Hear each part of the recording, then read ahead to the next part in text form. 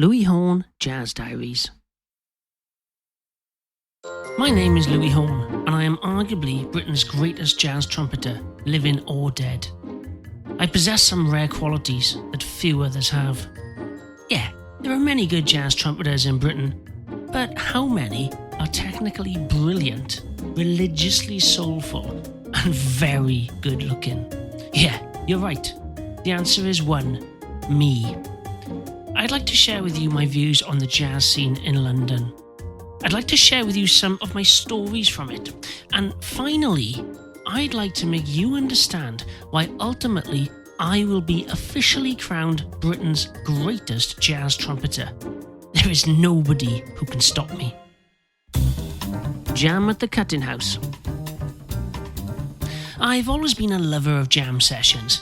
It's my opportunity to show the world how much better I am than anyone else. I first went to a London jam session a few months ago.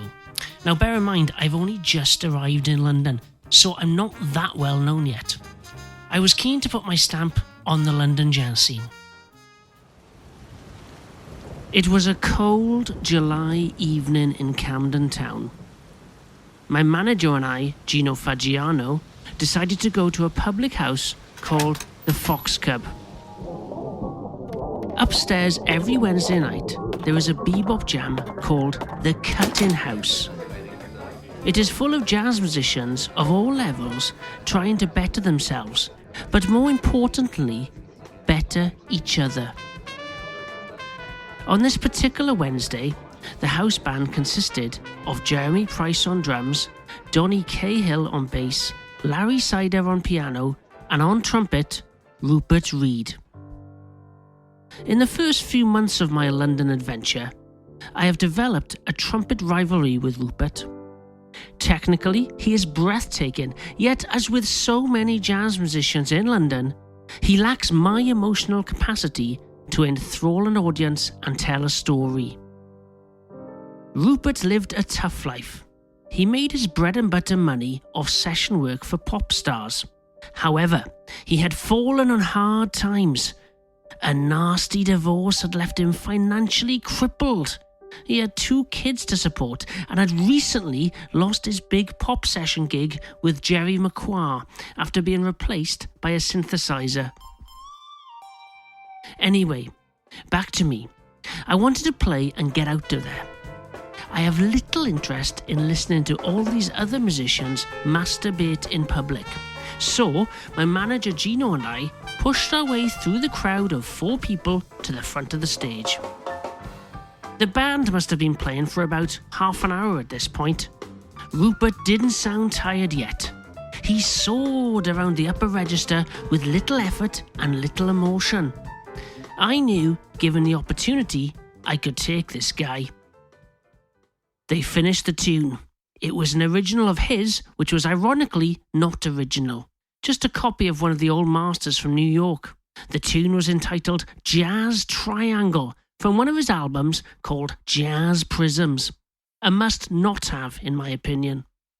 As he stepped to the microphone with the charisma of a traffic warden, I made my move.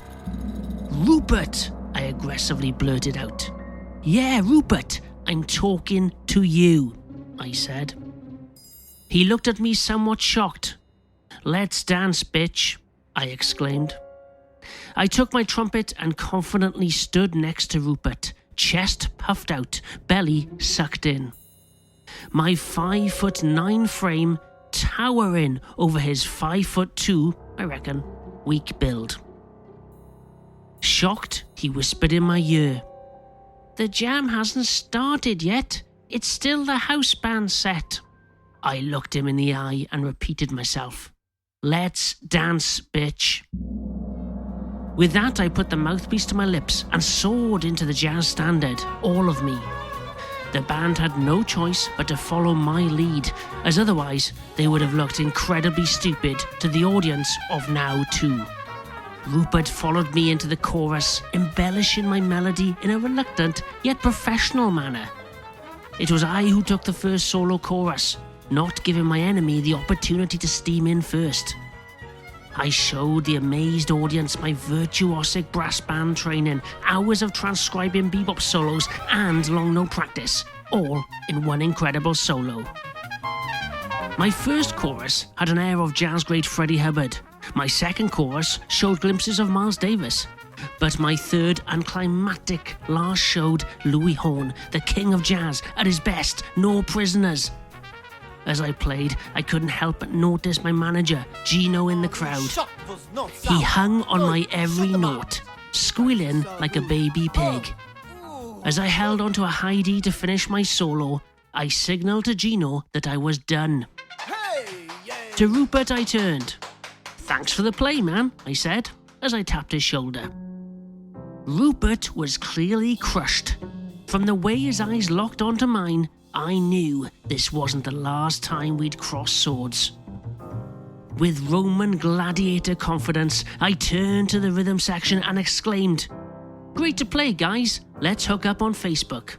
And with that, I stormed off the stage, past the two girls in the audience, one of whom I stopped to talk to. I expected she wanted my number. She didn't, but I said thanks for listening anyway. Gino and I then stormed out of the room, downstairs to the main part of the pub, and straight to the bar. "Drink?" said Gino. "Pint sounds good," I said. There we stayed for 15 minutes celebrating my victory. Gino doesn't drink alcohol. Jazz is his drug of choice. After the drink, which had become 4, we strode out into the Camden night air. One jam down, many more to go. Soon all the trumpeters in town would know Llewyn Corn is here to stay. You better sell your trumpet on eBay. Thank you for listening to Llewyn Corn Jazz Diaries. Like and subscribe so I can shoot Louis up in the stars. God damn it, subscribe to this damn channel or I'll come over and make you press that button with your little finger. And after I'll break that finger, I need as many fingers as I can so I can shoot Louis up in the stars and skip the stairs. So now you can see him shining with his bebop power. Llewyn Corn is coming.